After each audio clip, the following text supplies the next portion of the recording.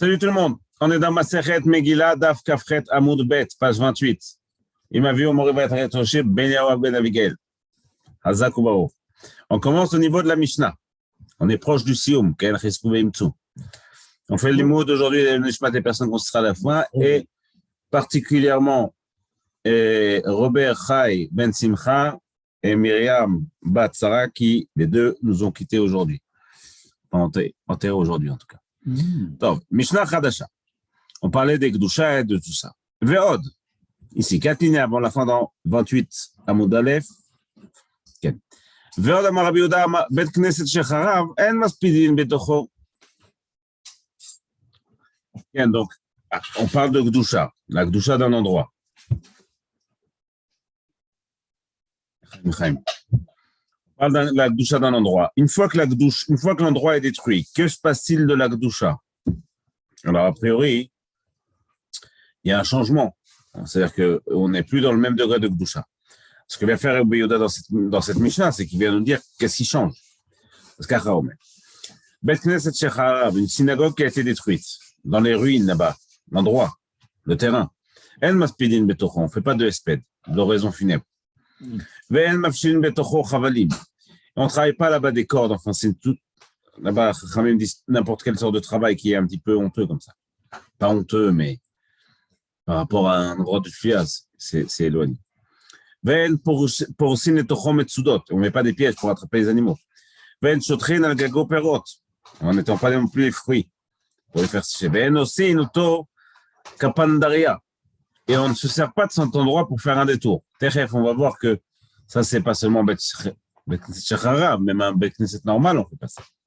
Shene'emar va'ashimot yet mikdashechem, le pasuk dit dans Sefer Vaikra, Venatati et arechem chorba, c'est une klala qu'il y a. Je ferai de vos villes des ruines, va'ashimot yet mikdashechem, et les endroits saints, je les rendrai stériles, détruits. Et je ne sentirai plus l'odeur de vos korbanot. De ce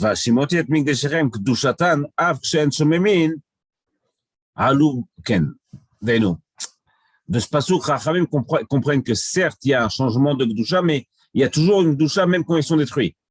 Parce que Vashimoti et Migdeshechem, donc je ferai une ruine de vos endroits saints, machma que même quand c'est une ruine, ça reste quand même un endroit saint. Afshen shomemin. Aloubo asavim, il y a des herbes qui ont commencé à pousser, des mauvaises herbes, tout ça, loitlosh, mais pnei augmat nefesh. Il ne faut pas les arracher, parce que ça fait mal au cœur. Mazotomeret.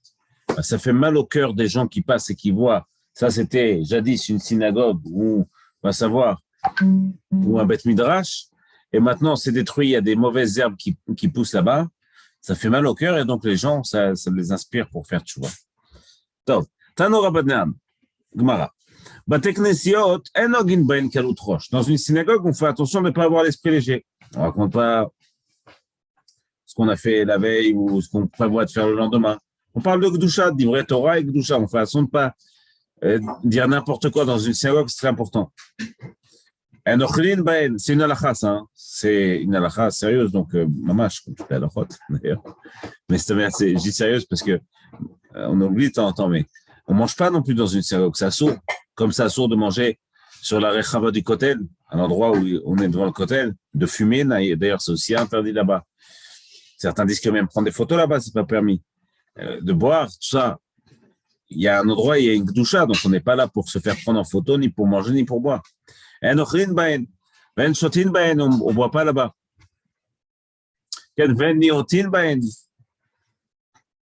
D'aller nous se promener là-bas. Ou alors se faire beau là-bas. Comme ça dit Rashi. On ne se promène pas là-bas non plus. On ne va pas là-bas chercher de l'ombre quand il fait chaud dehors. Et on ne s'en sert pas pour... ou alors parce qu'il y a le masgan qui est allumé, il fait chaud dehors. On va dans une synagogue pour avoir un petit coup de frais. Sa source, c'est une utilisation dédaigneuse de la synagogue. Au Begach Shamim, ou s'il pleut dehors, on n'y va pas pour se protéger de la pluie, mais plutôt. ואין מספידין בהם, ואין מספידין בהם הספד של היחיד. On ne fait pas là-bas un הספד. הספד, c'est une oraison funèbre. D'ailleurs, ce que je dis à Alda Tatsimi, c'est moi qui dis ça, mais je ne l'ai pas vu dans les farchés, mais je comprends que on ne fait pas une utilisation publique de quelque chose qui est autre que ce qu'on prévoit dans une synagogue.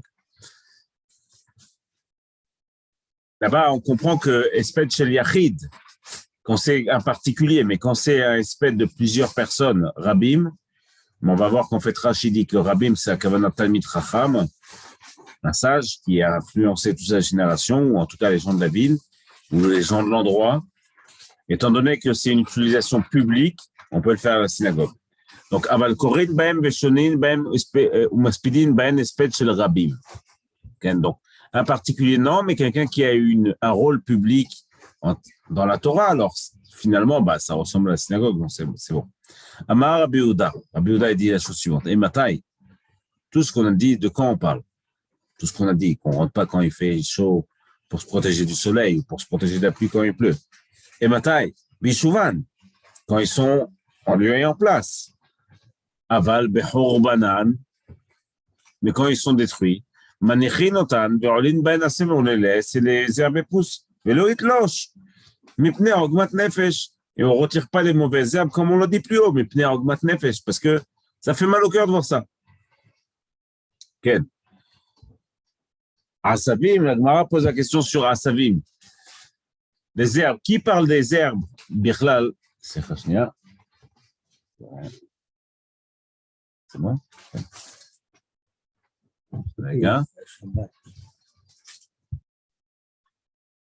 Donc, Asavim, man dechar shmayo, qui a parlé Bichlal de ne pas laisser pousser les herbes pour qu'on dise que quand elles sont détruites, on laisse pousser les herbes? Qui a parlé de ça au début de la Mishnah? La Gemara dit Chassour Mirsera. Souvent, vous verrez ça dans la Gemara. Chassour Mirsera, ça veut dire la Mishnah a été écrite de manière réduite. Parce que je vous rappelle qu'ils apprenaient les Mishnah par cœur. On n'avait pas le droit de les écrire. Et donc, la version longue et complète de la Mishnah, c'est la suivante. On balaye l'endroit, on fait l'endroit propre. Pour pas que les herbes poussent. Et nous, on fait quand même attention quand on est une synagogue, qu'il n'y ait pas des mauvaises herbes qui poussent, que le parquet ou le parterre ne soit pas cassé, enfin, de faire en sorte que ça tienne la route. Ken. Et Amar Abouda Metai Beishuvan. C'est ça, j'ai sauté une ligne. Ken. Umar Betzin Kedeshelo Yorben. Amar Abouda Metai Beishuvan. Tout ça, c'est vrai quand elles sont construites. Aval Bechor Banan. Mais quand elles sont détruites, on les laisse pousser. Alouban Savim. Une fois que les herbes ont poussé, on laisse parce que il faut qu'au moins ça inspire les gens à faire tout.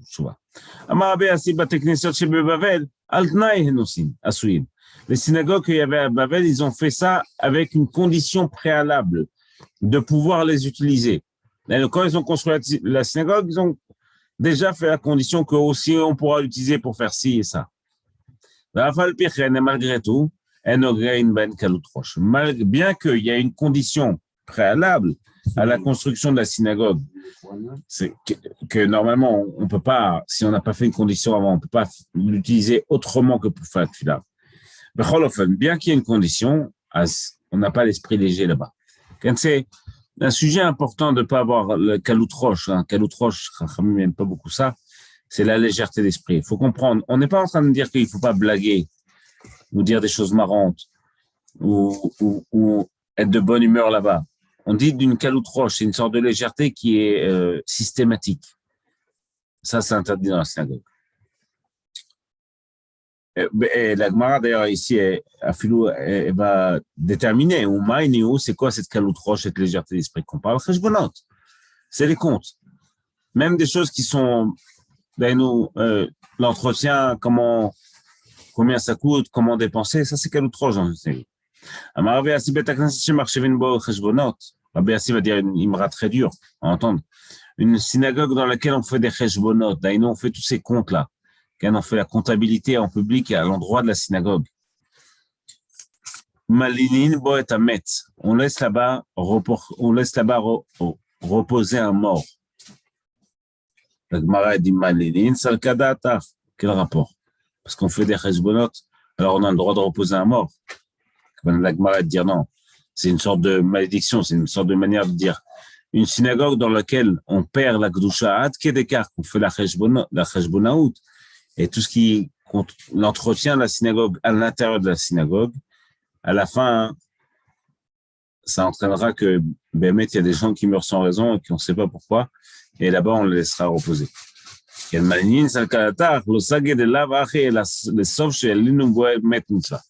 À la fin, ça sortira qu'on laissera là-bas quelqu'un qui meurt qui est mort dans la ville sans savoir pourquoi. Et là-bas, on ne se promène pas, ni décoré, etc. On ne se décore pas nous-mêmes. Mais les Talmidei Chachamim, eux, ils ont le droit de faire ça là-bas, à la synagogue. Rabbi Yoshua ben Levi, Maï, Bei Rabanan, Beit Adei Rabanan. Pourquoi on appelle une synagogue, comment on l'appelle? On l'appelle aussi Bei Rabanan, la maison des Chachamim. À Kavanak, c'est leur maison mamash. Je vais mettre quelqu'un qui est tout le temps au Beit HaMidrash, il vit au Beit HaMidrash.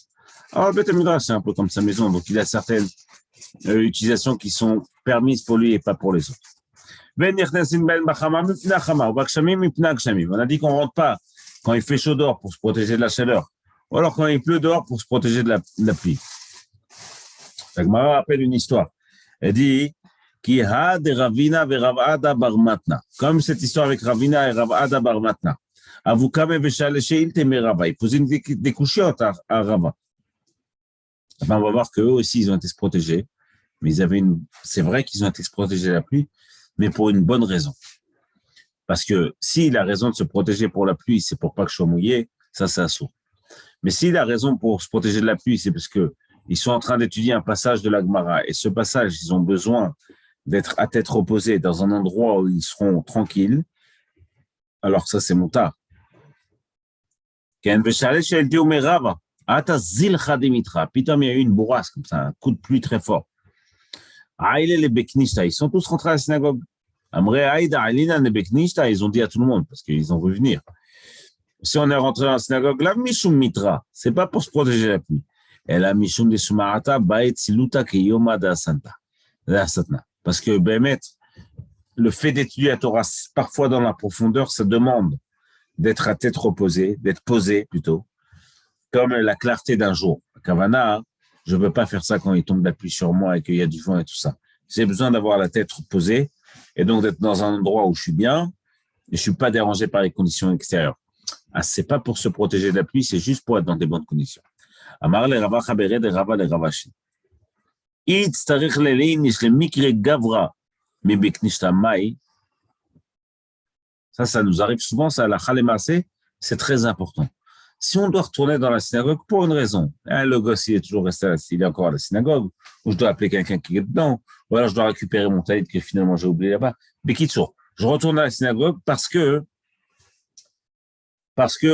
j'ai quelque chose à faire, je dois appeler quelqu'un, mais pas parce que je dois retourner et prier. J'ai fini ma tefila. La question qui pose ici, Ravach, c'est comment on fait ça? Arrête, tu as dit qu'on n'a pas le droit de passer à la synagogue comme un raccourci, parce que c'est une utilisation honteuse pour la synagogue de l'utiliser comme raccourci. Si j'y vais, c'est pour faire la tefila. Alors, comment je fais si je dois récupérer quelque chose de là-bas? Maï, Amar leït surba merabanan. Si c'est quelqu'un d'Talmid Chacham, vraiment quelqu'un de... Il sait ce qu'il dit. Ou, lima el cheta. Qu'il aille là-bas, qu'il enseigne une halakha, il prend son talit. Ou alors, il appelle la personne qui doit appeler. Veitana, c'est quelqu'un qui sait enseigner les Mishnah, tout. Lima matnitin, qui dit Mishnah. Veikra, c'est quelqu'un qui sait la Torah. Ou lima psouk, qui dit un pasouk. Veilo, et si c'est rien faire, lima leleyanuka et malipsukra, qu'il interroge un enfant, qui dit vas-y, dis-moi ce que tu as pris aujourd'hui. Inami, nishei porta venekum, qui s'assoit quelques secondes sans rien faire et après il se lève. Comme celui qui nous amène la presse, c'est là où ça soit. Eh bien, il a fait, c'est exactement ça. On ne rentre pas dans une synagogue n'importe quoi. Si on est rentré, on s'assoit quelques secondes, on dit un pasouk, si c'est pour nous. Là-bas, il dit Tsoba Merabanan, mais pour nous, on dit un pasouk, on dit une halakha, on dit une mishnah, ce que vous voulez. Si vous ne savez pas le dire par cœur qu'il n'y a pas de livre à disposition, bah, vous dites rien, mais vous êtes assis. On sait tous un pasouk, comme un Shema Israël, Shem Okeno Shem Echad, mais on ne passe pas comme ça. Et surtout, on ne passe pas pour faire un raccourci. טוב, לגמרא dit ומספידין, סליחה, באין הספד של הרבים, on fait le הספד אפילו de gens publics. אז הגמרא dit, אחד מהפסדה דרבים. C'est quoi ce הפסד דרבים? מחווה רב חיסדא כגון הספדה, סליחה, דקאי ברב ששת, comme le הספד qu'il y avait à l'époque pour Rav Sheshet. Rav Sheshet, pas pour lui, mais pour quelqu'un de sa famille ou un proche. Rav Sheshet, il dira que הספדה דקאי ברב חיסדא, comme on a vu chez Rav חיסדא. Rav Chaham, הספדה לקלטה, באמת Rav Chaham, une fois, il a fait le הספד pour sa kala, sa bru. Bevek Nishta, à la synagogue. Ah, mais normalement, on fait ça que pour les Talmidei Chachamim. Amar Mishum Ikara Didi. Ou Demita. Atukule Alma. Besach Hakol, c'est vrai que celui qui est mort, c'est pas un personnage public, mais celui qui est en deuil, c'est un personnage public. Alors, moi, pour mon kavod à moi, on peut le faire, et aussi pour le kavod du mort, pardon. Et du coup, on peut, tout le monde est venu.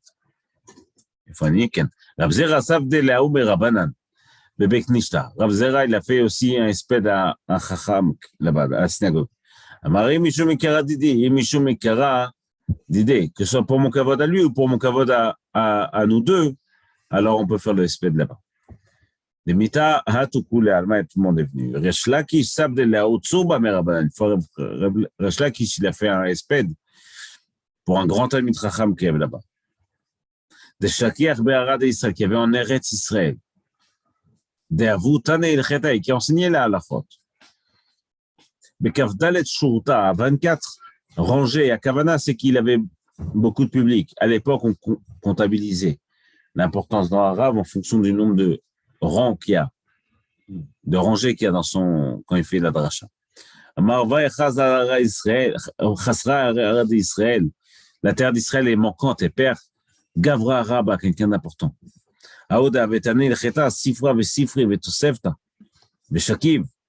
Il a enseigné une fois à l'Acha, Sifra, Sifri, c'est des livres qui ont été écrits par des Tanaïm, Tosefta aussi. Shakiv, Atouva, Amrou, les Rav Nachman, ils ont dit à Rav Nachman de faire l'espède, l'espède, Mar. Amarech, l'espède, comment tu veux que je fasse l'espède? Itzana de mal, Sifri, de Chasser, c'est comme un panier qui est plein de livres qui manquent et ils sont toujours là. אז là-dessus, la Gemara dit, Chazema ben Tkif et d'Arad d'Israël, les Chassidim de Babel. Regarde la différence qu'il y a entre les Chassidim, comme Rav Nachman, qui est en Eretz Israël, et les Chassidim de Babel. Moi, je marque que toujours en Eretz Israël, il y a une Maala très grande. Tnan Atam, on enseigne là-bas, on dit, Shtamesh betag achalav. Taner Resh Lakish, Zeh, Mishtamesh bemeh sheshonei halachot. Là, dans Perkei Avot, on enseigne, ou des Ishtamesh Betaga, quelqu'un qui se sert de la couronne de la Torah, Ishtamesh Betaga Khalaf. Alors, c'est pas bon pour lui, il risque de trépasser, littéralement, Khalaf. Dans les Resh Lakish dit là-dessus, Zeh Mishtamesh Bemisheshona Halachot. C'est celui qui utilise quelqu'un qui s'est enseigné la Halachot, qui trache le Torah. ואמרו לה להשתמש איניש במן דתנה 4, ולא להשתמש במן דתנה 4. Il faut utiliser quelqu'un qui sait au moins utiliser, c'est quelqu'un qui peut enseigner à 4 personnes, et pas quelqu'un qui apprend à 4 personnes. Qui a des Resh Shava Azil Beocha Amata Urkema. Ahmed, on va s'arrêter là pour aujourd'hui. Ad Kan Masechet Megillah, Daf Kafret Amoud Bet, Hizku Veimtsu. On a fait le limoud, Leilou Nishmat, Rebbe Raphaël Ephraim Yitzhak ben Mamach. וכן Leilou Nishmat, Louisa בת חנינה, שהשבוע פקודת שנתה. וכן מרים בת שרה ורובה חי בן שמחה, qui ont été enterrés aujourd'hui même. וכן ז'קלין סולטנת הייתה בת רחל, דניס מרים בת לואיזה בת חנינה, דוד בן פנחס, ז'ואל חיה רחל, בת ז'קלין סולטנת הייתה. אדמו מצליח בן יוסף, מסעוד בן אברהם.